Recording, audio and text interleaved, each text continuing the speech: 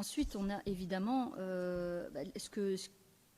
les demandes du collectif d'opposition à l'urbanisation des 3 RZO qui attirent notre attention sur cette demande de déroger à la règle des 5 ans, donc, qui, à leur sens, est déjà bien trop large. Et comme ça a été dit ici juste avant, les 3 RZO se situent aujourd'hui dans ce qui est proposé en dehors des centralités. Alors autant on peut vous rencontrer dans votre demande d'avoir peut-être une définition plus claire de l'artificialisation des sols, même s'il y a une définition, moi en tout cas j'ai parcouru vos documents, il y a une définition. Autant on peut vous rencontrer là-dessus et aussi le monitoring par bassin, comme c'est le cas d'ailleurs pour la Wallonie-Picarde. On peut aussi vous retrouver par rapport au fait de faire de Moucron un pôle transrégional, transfrontalier. Ça nous semble aussi tout à fait évident.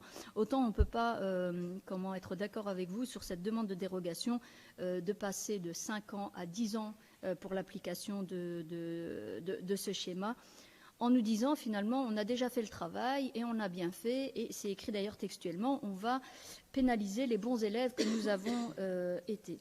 Alors, moi, il y a quelque chose qui me chiffonne là-dedans, parce que jusque maintenant, quand on parlait des 3 RZO, l'argument massu qui était donné ici, c'était de dire mais c'est en zone constructible, donc qu'est-ce qu'on fait avec ça? Et donc c'est comme si les choses étaient là, étaient figées. Et je sais que plusieurs fois je suis venue dire oui, mais c'est parce qu'à un moment donné, quelqu'un a décidé, il s'est mis je caricature à peine, mais on a tracé des lignes, on a dit là c'est constructible et là ça ne l'est pas.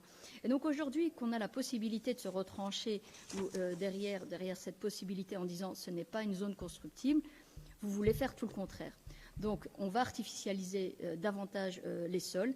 Or, clairement, ici, on avait un outil pour pouvoir arrêter cette urbanisation. Et je terminerai par là, parce qu'il faut quand même chercher un équilibre. Parce qu'on nous dit, on parle beaucoup de l'aire métropolitaine lilloise dans ce que vous nous présentez. Et à part dire qu'on fait partie de l'aire métropolitaine lilloise, moi, je ne vois pas où on a poussé la réflexion de qu'est-ce que cela implique pour nous, en termes de logement, en termes de services, en termes de qualité de vie. Moi, tout ce que j'entends, c'est qu'il faut développer les logements. Or, j'ai l'impression que c'est une problématique qui n'est pas prise suffisamment dans sa globalité. Cela pour vous dire qu'on le sait que ce n'est pas binaire et que ce n'est pas d'une simplicité, c'est pas limpide, d'une simplicité du type c'est ou comme ça ou comme ça. Mais dans ce cas-ci, franchement, on a un schéma qui nous permettrait tout à fait d'arrêter cette urbanisation. On rappelle qu'on est l'une des villes qui a le plus artificialisé son sol ces dernières années. Merci.